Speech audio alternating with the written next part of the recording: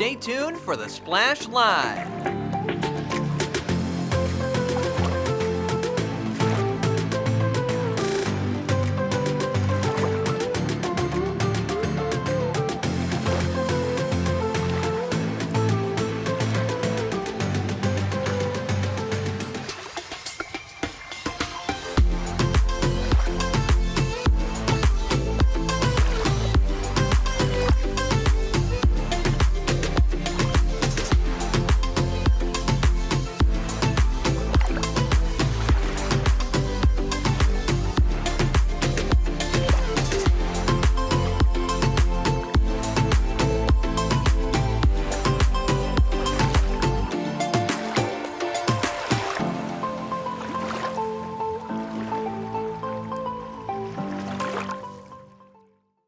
It's time for the Splash Live from Civic Center TV, featuring stories from and about people like you in the Greater West Bloomfield area.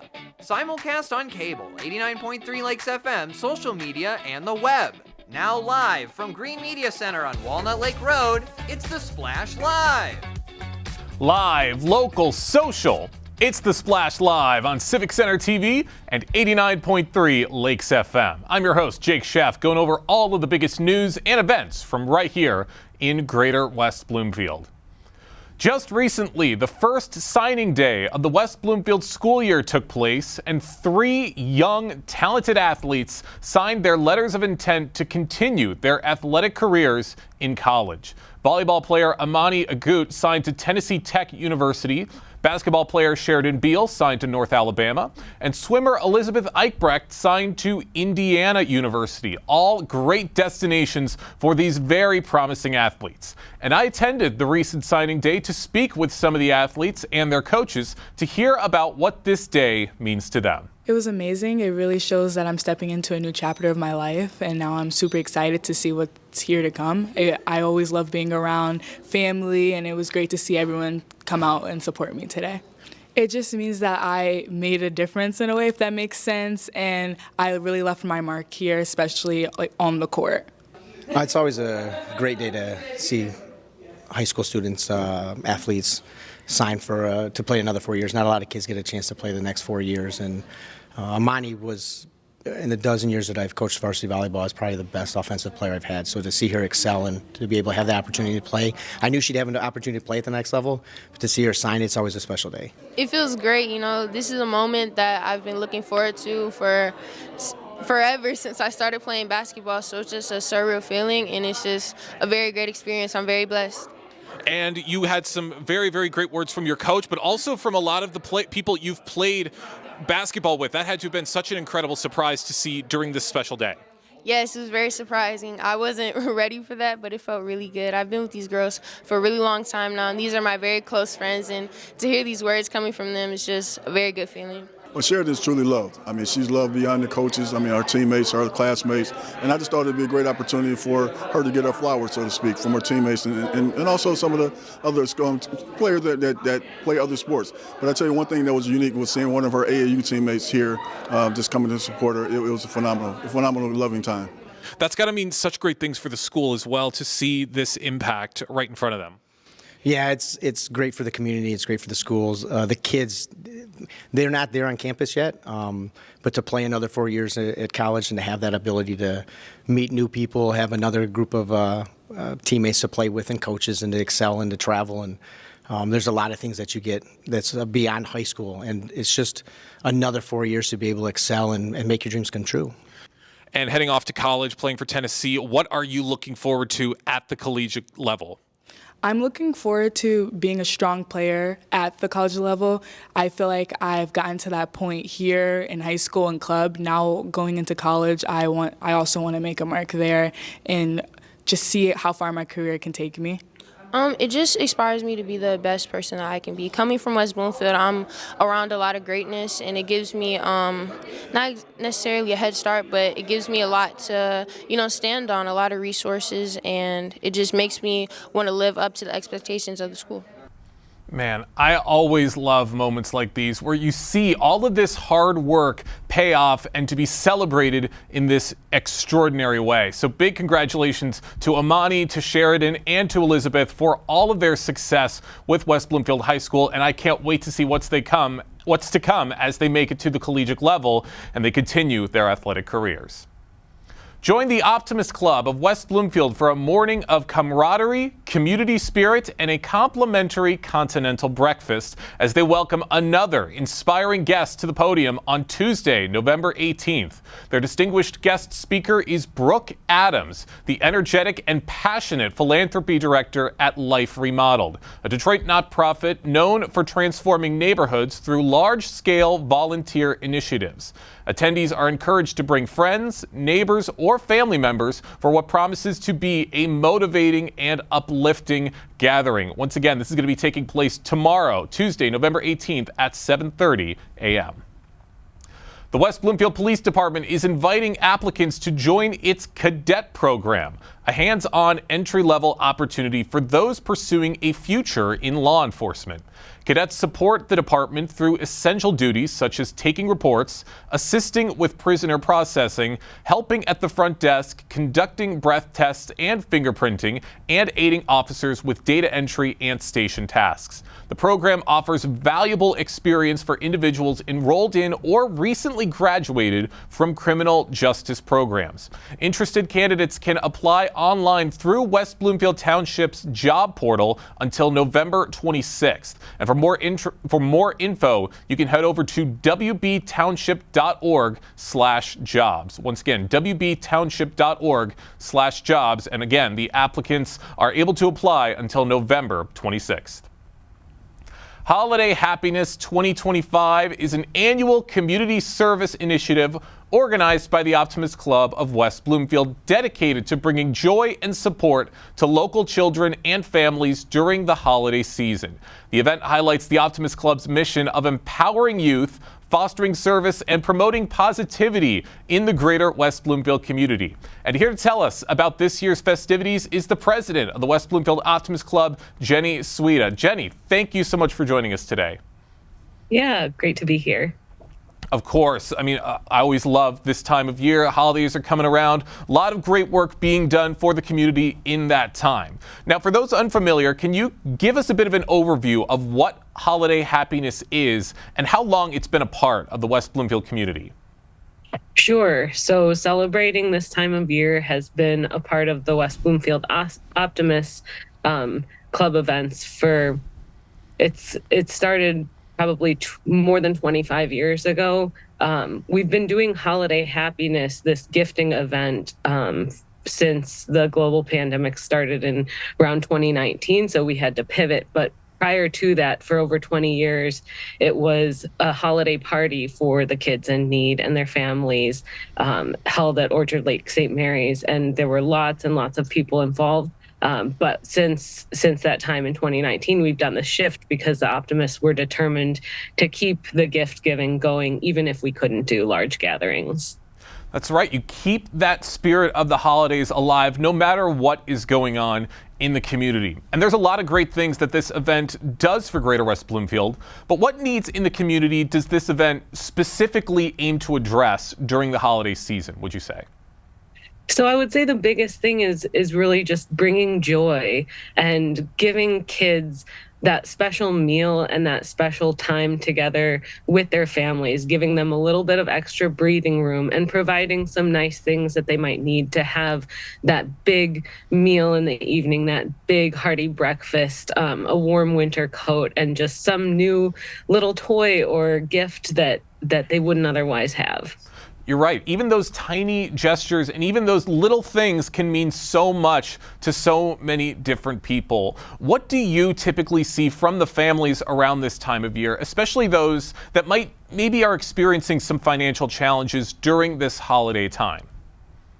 Well, we rely heavily on the school district and our partners there to help identify those families that are in need. We don't have people coming directly to us. It's a group, it's a township-wide effort, and so. But we know that these families, and especially some of us who haven't always been well off, know that from our past that we might have been in positions where what are things that we needed that time of year.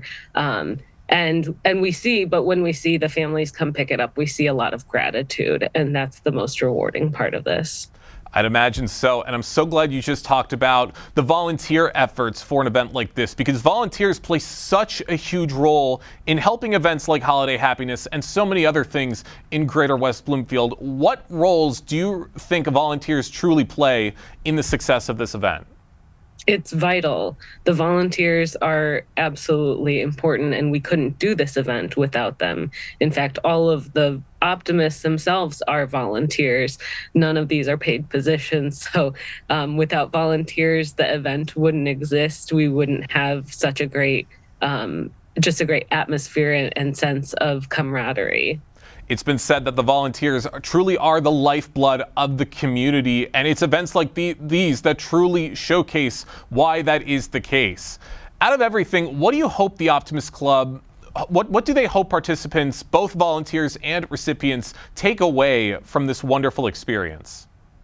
So we would hope that, the kids get to go home with a nice gift, and the families get to feel like they brought something extra special to their family. For the volunteers, it's a chance for us to really see that as fortunate and as we are to live in a place like West Bloomfield, and as beautiful as this township is, there still are people in need and right in our neighborhood.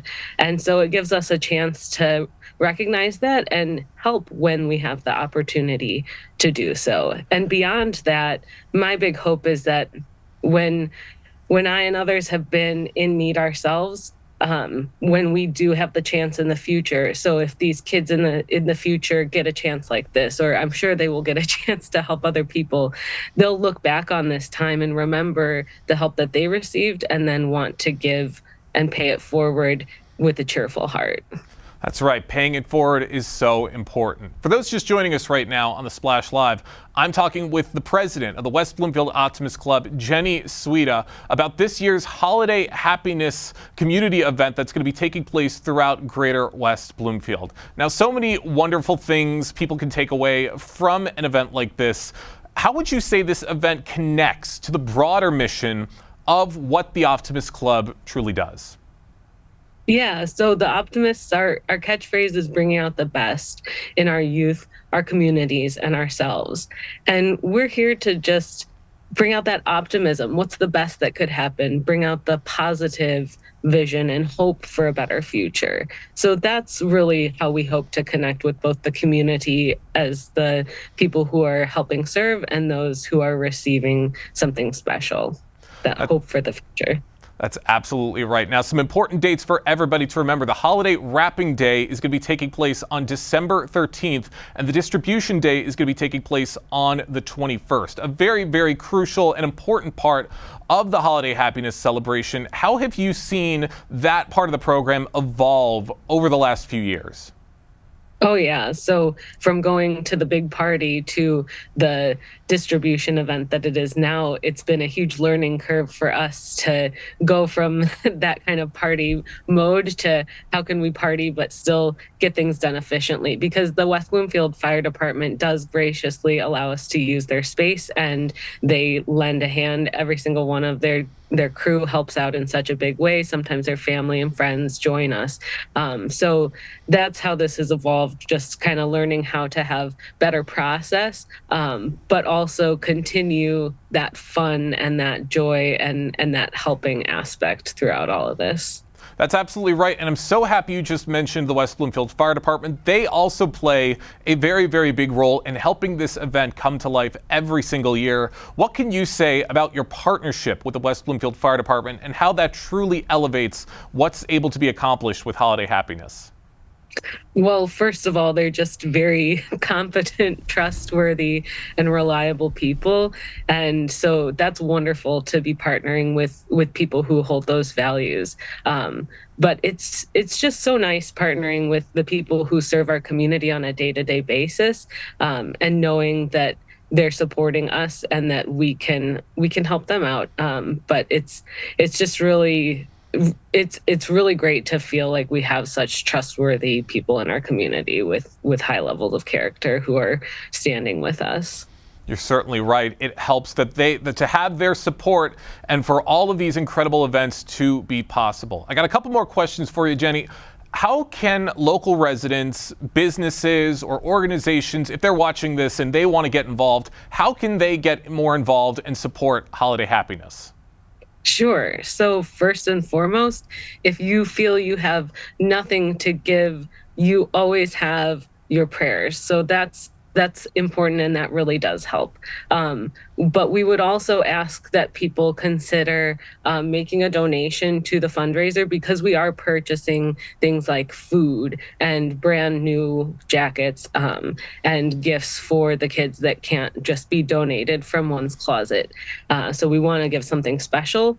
But also, we do have those two opportunities to volunteer if you or your children would like to help wrap gifts, or if you would like to be involved in the distribution day event or helping pick up some of these food pallets from the grocery stores that are helping us out to drop off at the fire department. And then lastly, well, two more things. If you have a vehicle and you could help us kind of catch the last people at the end, you think about the people receiving these gifts aren't always, they're pretty stretched thin sometimes already. So if they're not able to pick up their gift at the event, we do like to make sure that we have a team going out and dropping things off for people with extenuating circumstances.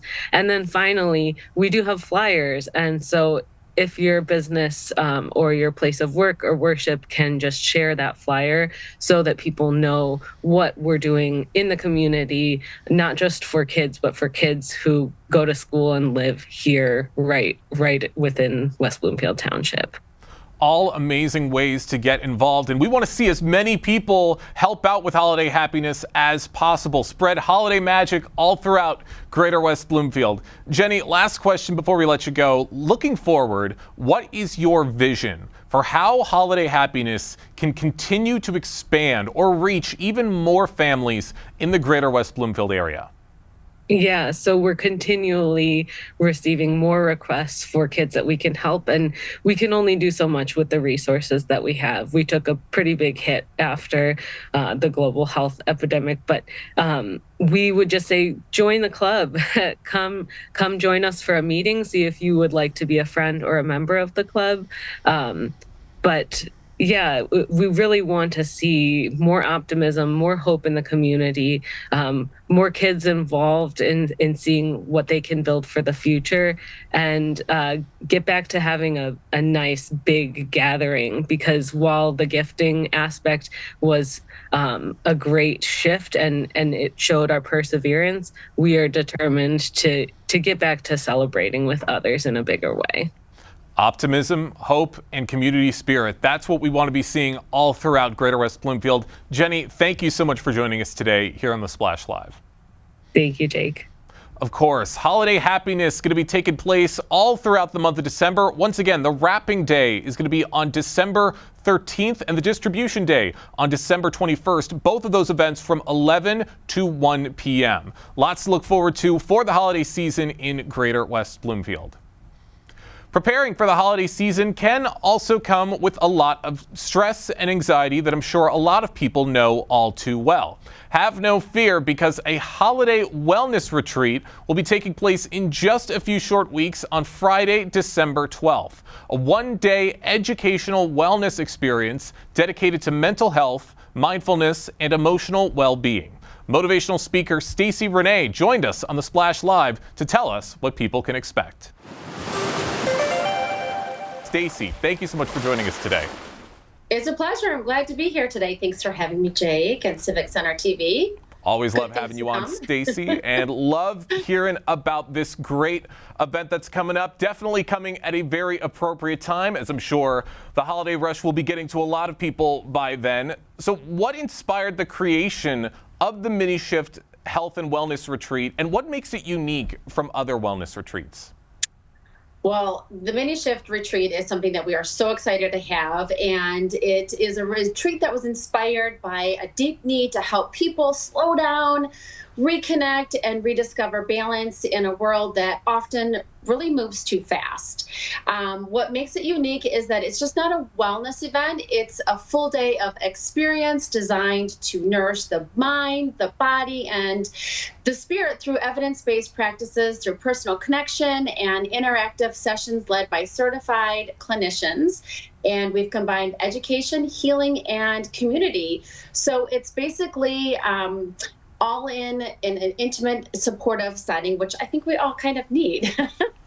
I know, I could probably use one of those myself. That sounds amazing. And the theme of the event, I do want to point this out, is small shifts create big changes. How would you say that reflects the goals of this retreat?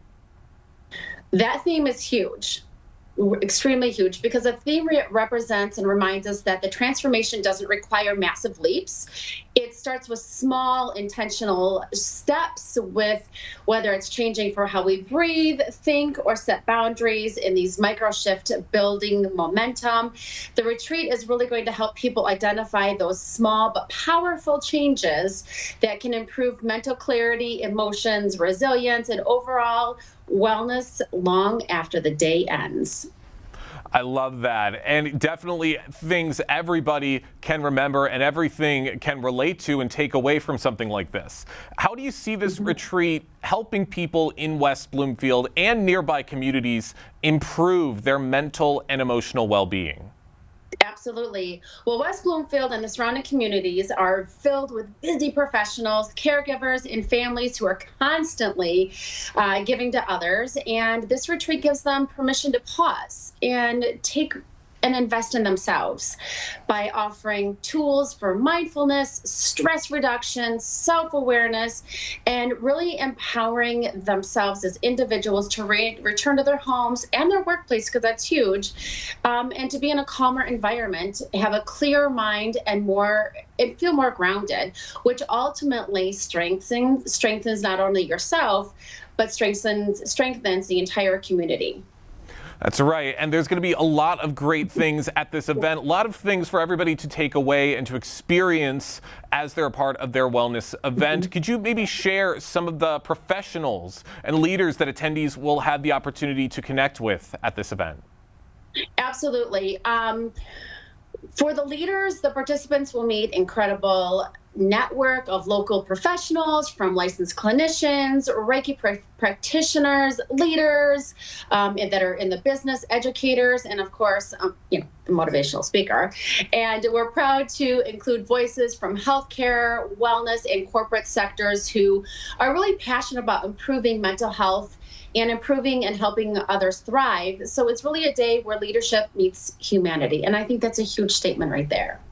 You're absolutely right. For those just joining us right now on the Splash Live, I'm talking with Stacy Renee, a motivational speaker with the Positive Shift, talking about the upcoming Mini Shift Health and Wellness Retreat that is set to take place on Friday, December 12th from 8:30 to 4:30 at the Hampton Inn in Brighton. Now, Stacy, as we mentioned, this event is going to be taking place towards the end of the year, towards the holiday season. How do you think this retreat will benefit individuals that might be struggling with stress or burnout as the year starts to wrap up?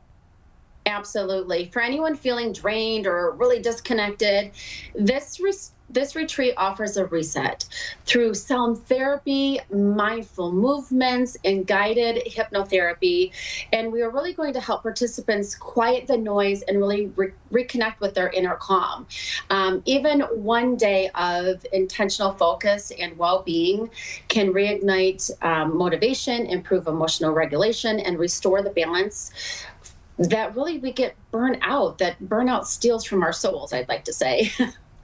It's something that everybody deals with. It's something I've certainly dealt with at times in my life. I'm sure everybody watching can relate to this. So there's lots of things people can take away. Could you share a little bit, maybe the types of sessions that participants can expect to see at this event and how they're designed to create a meaningful transformation? Absolutely. What's exciting about our retreat is that we can, attendees can anticipate an experience with 6 immersive sessions, including sound bowl therapy, Reiki, breath work, mindful movements, therapeutic hypnotherapy, and neuroplasticity-based mindset education, which is huge.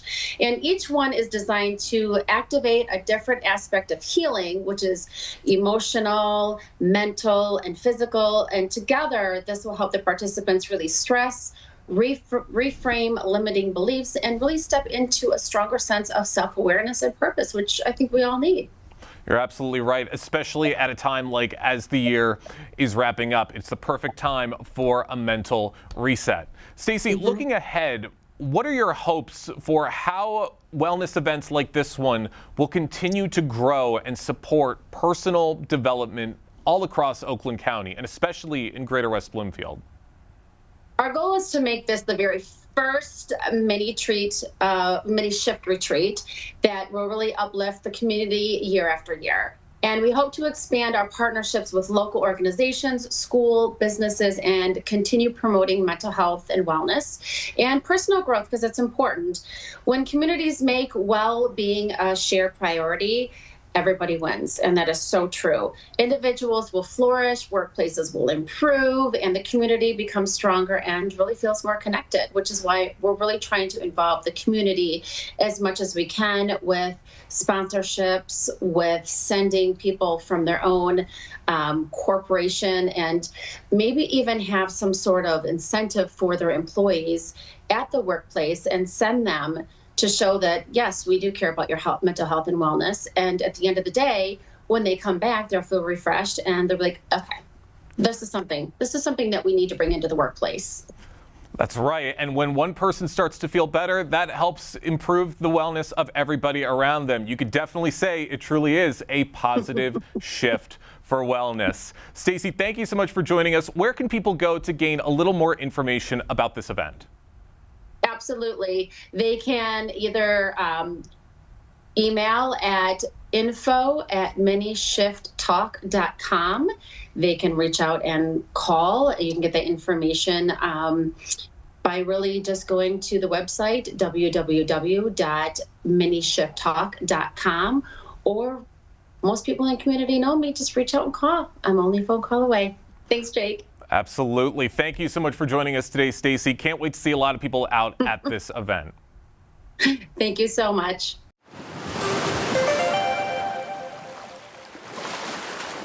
Friday, December 12th is the date to remember for a day of emotional wellness, mental health, mindfulness, and emotional well-being. Big thank you to Stacey Renee for joining us on the Splash Live.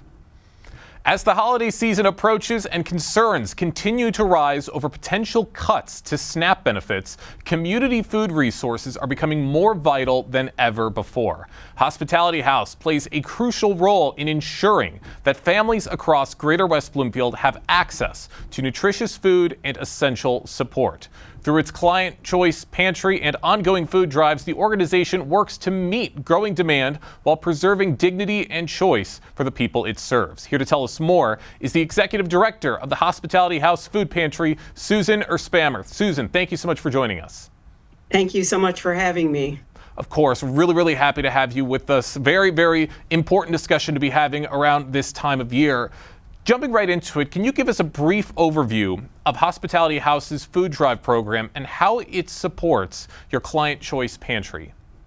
Yeah, typically local businesses, schools, and community partners reach out to us for information about our food drive. We talk them through the process, provide flyers, answer any questions, and can also direct them to our website, hhfp.org, for information about the food drives. How they support our Client Choice Food Pantry is by giving us a variety of food. So when we purchase food from Gleaners, we're getting all of the same thing. And when people do food drives for us, we're getting a variety of items to put on our shelves. For example, if I'm buying food from Gleaners, I'm getting a pallet of cornflakes. But when I get a food drive, we're getting some fun cereals in there and just a good variety of items to put on our shelves and more items during this time with increased demand. That's right, a wide variety of items for everybody who needs them. And I would imagine as the year goes on, like at certain points of the year, maybe certain items are more popular than certain other items. What unique needs do you see from families during the holiday season, and how do food drives help to meet those needs? Well, the holiday seasons are a very difficult time for families who don't have the financial resources to purchase all sorts of items for their family and for their children. It's a very challenging time. So when people do food drives for us or support us in that way, if we're helping people to have groceries, food in their refrigerators, foods in their cupboard, they can direct their money in other areas to help not just support their family, but bring joy during the holiday season. We do, for our clients, have a Thanksgiving program that has grown significantly where we give out meal boxes and a turkey. 3 years ago, we were at about 385 families. It grew last year to 516. This year, we're anticipating 650 families have signed up to get our Thanksgiving meal box with a turkey as well. And then in December, we have Holiday House where we're providing a meal, but we're also providing gift cards so families can go out and buy gifts for their kids under the age of 18. We give them winter gear during this time, books. We have a raffle for toys. So we're supporting families as much as we can. That's right. And I love hearing those numbers go up. You're helping as many families as possible, and that number keeps growing every single year. Susan, how do you balance holiday-focused donations with the year-round food security needs of your clients? Yeah, so obviously good budgeting. So there is an influx of money at the end of the year with people contributing to our program. So we have to sustain that money throughout the year. But we also have events. So we have our Taste of Spring coming up in 2026 on March 11th, and a golf outing in July. And we apply for grants, and we do encourage year-round giving. But yes, it is challenging. I'd imagine so, but it's great that you guys are putting in the work and you're doing all this great stuff for Greater West Bloomfield. For those just joining us right now on the Splash Live, I'm talking with the Executive Director of the Hospitality House Food Pantry, Susan Erspammer, talking about what the pantry provides, especially at a time like this, as I mentioned, with concerns about possible SNAP benefit reductions. With those concerns, how vital are community resources like yours right now, Susan? They're very vital, not only Hospitality House Food Pantry, but all food pantries across the community. With the pause in SNAP benefits, we saw unprecedented numbers at our pantry. We had a 66% increase in 1 month of new clients seeking our support. And that doesn't even count clients who may have stopped seeing us for a while, but once SNAP was cut, they needed to come back and they needed our source. Food pantries became a lifeline to individuals that were no longer receiving their SNAP benefits. We don't typically have lines through our pantry because we're appointment based, but we had lines going through our pantry of people seeking our support. 66% increase. That is a big jump, and that's showing what might happen if these restrictions continue to come. And if SNAP benefits were cut entirely, what impact would you expect on your pantry and overall demand for food assistance? Yeah, if SNAP benefits were cut, I can't even imagine it, because what we just experienced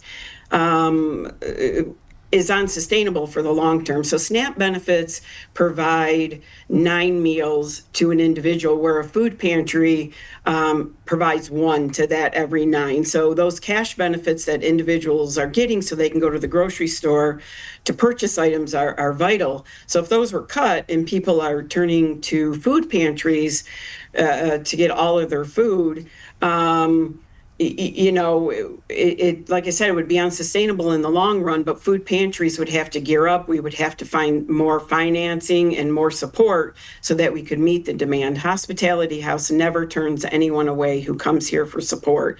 If somebody comes to us and says they're hungry, they're going to get food. So we would find a way, but it would involve much more support from the community, from the government, and from various areas. And that's I why would hate to see it. I'm sorry. Sorry, go ahead. I said I would hate to see it. The faces of people who come here, the tears we saw, people not knowing where else to turn. I would hate to see it if SNAP were ever to be permanently cut. I would hate to see that as well, and that's why conversations like this are so important, to get the message out there and to send out the call for people to come by and to help out. So if people are watching this and they wanted to help out Hospitality House or any food pantry, what items would you say are the most helpful for donors to focus on, especially during the holidays or during periods of increased need? Yeah, so monetary contributions are key. We can take our money and stretch it further to buy different food items. When people do food drives for us, items such as, I know I already mentioned cereal, our breakfast items, soup, skillet meals, personal care items, even when SNAP, people are getting their SNAP benefits, it doesn't cover incontinence supplies or feminine hygiene products. So we always like it when we get those types of items to support individuals. Really anything. But like I said, with monetary contributions where somebody may donate us 1 can, I might be able to buy 2 to 4 cans. All right, great things for everybody to remember and to help out with Hospitality House. And I'd imagine this work, I mean, it extends beyond the residents of the community, but how do you work with schools, businesses, local organizations to coordinate effective food drives? Yeah, and I do want to point out during this challenging time with the pause and snaps, there was an outpouring of community support. So schools and businesses were coming to us wanting to do food drives. We work with Walled Lake Consolidated Schools. We work with many businesses. If they just reach out to us and through HHF, they can reach out to us. They can see information about the food drives. But if they reach out to us, we'll walk them through how they can best support us. Without the support of community businesses, the schools, and individuals in the community, there really wouldn't be a Hospitality House. We're here because of that support. You're absolutely right. It's the collective efforts of so many people in the Greater West Bloomfield community and beyond. A few more questions for you, Susan. Let's say people are watching this and maybe they want to host a food drive themselves. What advice would you give to groups who want to host a food drive that truly supports your highest priority needs? Yeah, like I said, they can log on to our website and see some basic information, but reach out to us. We want to have a conversation with you. We want to give you information on how you can support us. Groups who do this, if groups can keep in mind, it doesn't need to be a large business. It could be a small business. It could be your book club is meeting and you want to have a food drive during your book club. You could be having a euchre party. You could be having people over to watch the Super Bowl or other football games. I know some people have a theme for Super Bowl. So reach out to us, get creative with your ideas for a food drive, but realize we are here to support you in those efforts. And that's great to hear, Susan. And looking forward, what would you say are your biggest goals for strengthening food assistance in the community, especially if federal support becomes a little less reliable? Yeah, so we need to continue to diversify our funding streams if the federal support continues to dry up. So we need to look at a variety of ways we can bring in support to the pantry so that we can meet the growing community demand, as well as volunteer recruitment. Volunteers are the backbone of Hospitality House, and we couldn't do what we do without our volunteers. So our volunteers allow us to focus our resources on food and purchasing that. And again, they're the backbone of our organization. One of our goals is also looking for a permanent location. We're going to be looking for a hospitality home. We're going to need a larger facility to meet this growing demand, not only to store food, but to have our client choice food pantry so people have somewhere to shop. And we need to increase our community visibility. We need people to know that we're not only here to support them, but that we need support. So it's twofold. We want the community to know we're here for them, as well as getting support from the community, whether it's monetary contributions, whether it's food drives, or like I just explained, how volunteers are so important to us during this challenging time. All right. Awesome ways for everybody to get involved. Susan, I want to thank you so much for having this conversation here on The Splash. Real quick before we let you go, if you could provide maybe one more reminder for people for where they should go if they want to learn more information about the food drive and how they can help. Yeah, please visit our website at hhfp.org and reach out to us. We'd be more than happy to tell you about how we can support you and how you can support us. All right, that's the place to go, and that is the place to help out just in time for the holiday season. Susan, thank you so much for joining us today here on The Splash Live. Thank you so much for having me and bringing attention to this. Of course. As I was saying, a very, very important conversation to have around this time of year. We want to see as many people as possible to be assisting food drives and to be donating those resources to help those families in need. And I hope to see a lot of those efforts throughout the remaining months of this year. Mojo, a beloved voice and influential figure in Michigan radio, was recently inducted into the Radio Hall of Fame, recognizing his decades-long impact on broadcasting. Known for his engaging style, quick wit, and dedication to the community, he has become a trusted and familiar presence on the airwaves across the state. I recently had the incredible honor to speak with Mojo about his recent honor and his impact on Michigan radio. Mojo, great to have you with us. Hey, this is great. How you doing, Jake? This is awesome and an honor to be able to be one of the million here. It is an honor to be speaking with you, Mojo, and a big congratulations on your inductment into the Radio Hall of Fame. Let's get started. What was your first reaction when you found out this incredible news? It's actually on our Mojo in the Morning Instagram and Facebook. They were taping it at the time. I cried. I got emotional. I started, Jake, the way that you are doing this right now. I started local cable access in my hometown in the suburbs of Chicago. And never did I ever think I was going to ever be on the radio, nor did I ever think that I'd get honored with the opportunity to be in the Radio Hall of Fame, which is part of the Museum of Broadcast Communications and is located in Chicago. And it's wild because we went there as a show and got a chance to kind of walk around. And as kids, you watch a lot of TV shows. I would watch all the time the late night shows and the daytime shows that were on. We were amongst, people that were in there like the legendary Johnny Carson, Jimmy Fallon, as well as Bozo the Clown, like all these people. And then all the other radio people like Casey Kasem, J.P. McCarthy from, Michigan, television people like Bill Bonds, who Bill is also a West Bloomfield resident. And so it's a very cool experience, and honestly, it's a complete honor, and I don't think I deserve it, but I humbly accept it, and I hope I can become rich because of it. Hey, you absolutely deserve this honor, Mojo, for everything that you have done to radio. And you just listed off a lot of big names, probably a lot of your idols. How does it feel to be recognized alongside some of the most iconic radio figures that there are out there?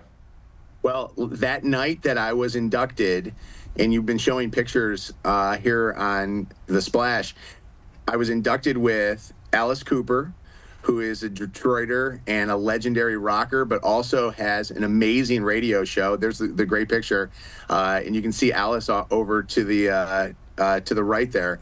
Colin Cowherd has got a nationally recognized sports talk show. His show is amazing. Some of the biggest broadcasters in the business work for Julie Talbot, who is the person who was the first person inducted. She runs Premier Radio Networks. She was Rush Limbaugh's boss at one point, and now is the boss of Ryan Seacrest. So it was cool. I mean, Jake, I don't know what your aspiration is in life, but when I was working for Jones Intercable, Channel 4, and doing the local football games in the area, honestly, I thought that was the coolest moment of my life. At that moment, I was trying to live in every single moment that I was in, but I would have only dreamed of being able to be in a Hall of Fame. So, I mean, I was a kid who grew up and went to high school and never won awards at all. I couldn't win student council. Now I'm in the Radio Hall of Fame. That's pretty awesome. That is really, really awesome. And you were just touching upon some of your past, like growing up. What originally drew you to radio, and what has kept you passionate about it all these years? Well, I couldn't get a date otherwise. Honestly, I always say that radio draws the nerds, and then for some reason they have glow-ups once they get into radio or television. I love the idea that I could be part of people's lives. We have so many listeners that are from, my hometown of West Bloomfield. And to me, there is nothing better than getting the opportunity to make somebody's day even better than it already is going, or even better than that, if they're having the hardest day or the hardest part of their life at that moment, let them forget about it for the time that we can. So I like the idea that we go on the air, we crack the microphone. Actually, I'm sitting in the studio here, and if they want to come in, they can come walk behind. But I got Shannon and Kev and Anna who are in the studio with me, and they are, here's Shannon. Say hi to Shannon. Hi, guys. Hello. I mean, Shannon, West Bloomfield. Say hi to West Bloomfield. All our Chaldeans and Hi, everybody. my Jewish friends and my neighbors. I like, just like you, I like that there are people that happen upon maybe this and go, oh my God, that's, Mojo and Shannon and everybody from the radio. That's what they look like. And now they maybe become a fan. So my hope is that you'll listen to us and then maybe give us another try the next day. And then sometimes maybe become like addicted to listening to the show. I always say that what you do is you bring informative information to the community, letting people know about great things that are happening in West Bloomfield, which is an incredible town. My wife and I have lived in West Bloomfield for almost 26 years. I think that what we do is we talk about all the communities that we're on, including Detroit, Grand Rapids, and Toledo, which is where we're based right now.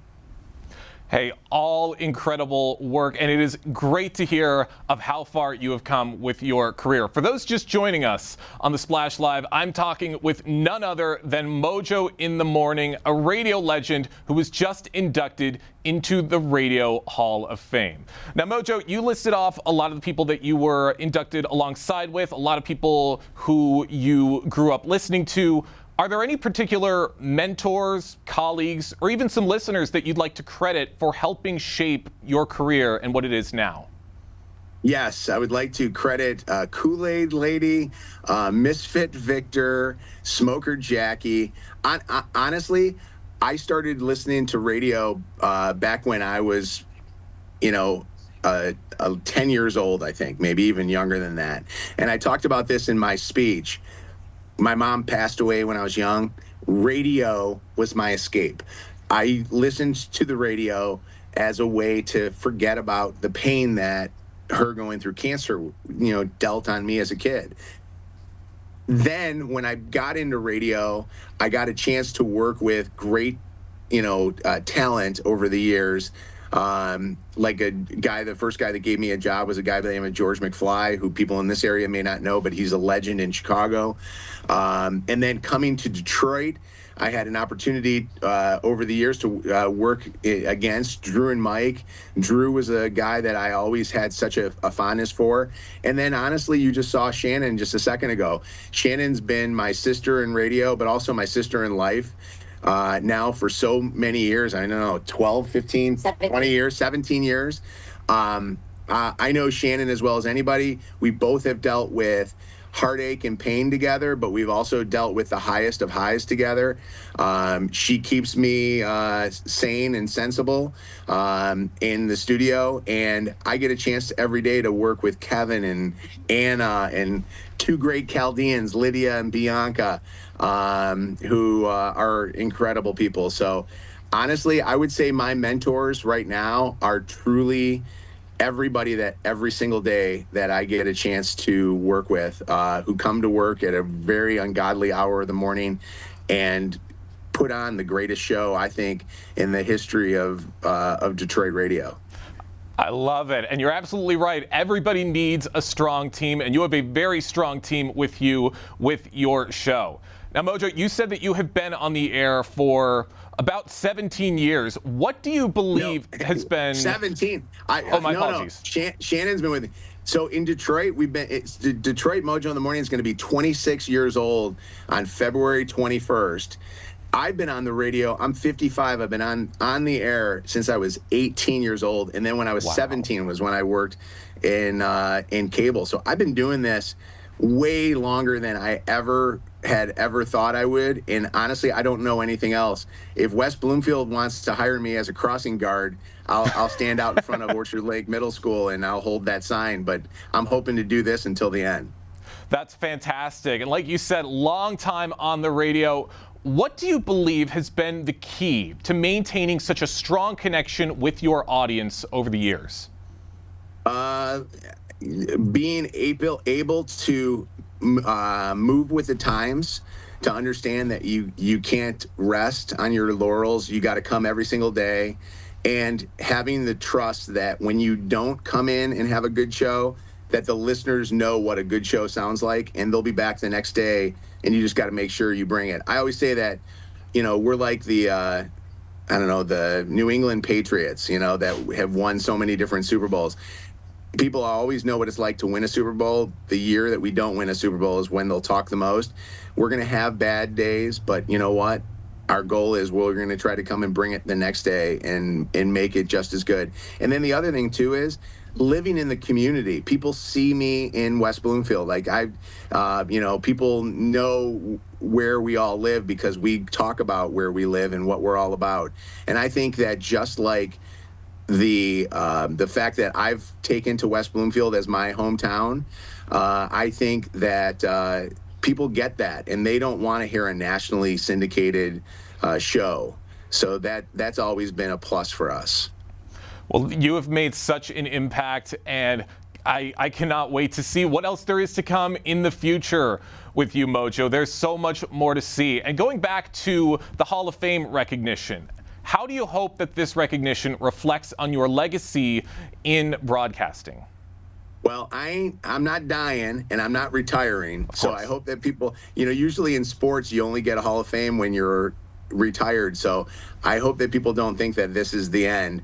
I still have many more years that I want to do this. And I think our show has many more years of doing great radio. But I hope that the legacy of what we all do and what I do personally is that people say there was humility in what they did, but damn, they were really good, and always came to work every single day trying to do the best job that they possibly could. And people look up to you every single day. Once again, Mojo in the Morning joining us on The Splash this morning to talk about his recent induction into the Radio Hall of Fame. Now, Mojo, as somebody who's been in radio for quite a long time, a lot of people look up to you. A lot of people see you as a source of inspiration. What advice would you give to young broadcasters trying to make their mark, especially in today's fast-changing media environment? I would say don't ever give up. Accept every opportunity that comes your way. My first on-air job came because somebody called in sick 10 straight days in a row, and there wasn't anybody to fill in on the 10th day. So I was always there hoping that I would get the call to be the person that would go on the air. And I knew that the moment that I was put into the game, I was going to give it my all. So in life, no matter if it's radio or if it's becoming a teacher or a police officer or firefighter, whatever it might be, always be there, always show up, always be willing to take whatever job that they're willing to give, and then give it your all. And if you got talent, they'll see that. And in my case, I don't think my talents were what got me to this point. I think it was definitely the hard work and the dedication of making sure that each and every day I was going to be great for whoever I was working for. Hey, hard work and dedication means so much, and it's what everybody needs to get to where they want to go. Now, Mojo, radio has always been about connecting with people. What would you say has been the most rewarding part of that connection for you? Well, we are about to get into the holidays here right now, and our Mojo in the Morning Breaking and Entering Christmas Wish program, which year after year we've always made sure that we had at least a resident from West Bloomfield. We get help through the West Bloomfield PD and the West Bloomfield Fire Department, where they'll help us nominate some families. But that is one of those things where I want to plug this, because and I know West Bloomfield is always thought of as an affluent area, but there's not nobody understands that there's people struggling in a town like West Bloomfield. And now with everything, being the way that it is in our country, there are even more people struggling. I want people to go, our West Bloomfield residents, go to mojoswish.org and send us a letter that we can grant a wish for you, so that every kid, every family can have a holiday, whether you're going through illness or you're going through financial hardship. Don't be proud, put that aside and tell us what's going on. That, I think, has been a great legacy. We started this 501c3 after just literally dipping into our own personal pockets and granting wishes using like as little as $1,000 to spread amongst a number of different people. And now we've almost raised $1 million over the years to break break into people's homes, so to speak. This is what we do. We go on the air, surprise people early in the morning, and then say, hey, can we break in and bring Christmas to you? Because nobody ever breaks into somebody's home and leaves things. They always take things. And then we set up the tree and the gifts and all that stuff. That's such a great legacy. That's always incredible. So I'm very, very proud of that as a lasting legacy that will forever be part of the history of the Mojo in the Morning Show. I love it. I love hearing about all the work that you're doing to give back to the community. That's so great to hear, Mojo, and we appreciate everything that you do. I'd love to keep talking with you, but I got one more question before we wrap things up. Now that you've achieved this milestone, what's next for you, either personally or professionally? What's next? I'm going to Red Coat for a burger. No. Honestly, what's next is to wrap this year up strong and to come back and continue to just keep doing great radio. I'm hoping that the Lions win a Super Bowl, Pistons win a NBA championship, the Tigers win the World Series, and the Red Wings win a Stanley Cup. Honestly, nothing is ever different than from getting the award to not getting the award. It's the same thing. I drive Orchard Lake Road every single day to and from, and I know when the construction's going on and when there's no construction. So I don't know. Maybe I'll run for West Bloomfield supervisor or something like that. I don't know. I actually have had people ask me if I would ever get into politics. And the problem is, I got too much of a bad past. There's no way that anybody would ever allow that. I mean, I'd vote for you. I think you do so much greatness around the community and across the radio airwaves. I cannot wait to see what's to come. Mojo, thank you so much for joining us here on the program today. Thank you. I appreciate it. And thank you to what you do, because honestly, when there's nothing on television and I'm looking for something, I watch The Splash.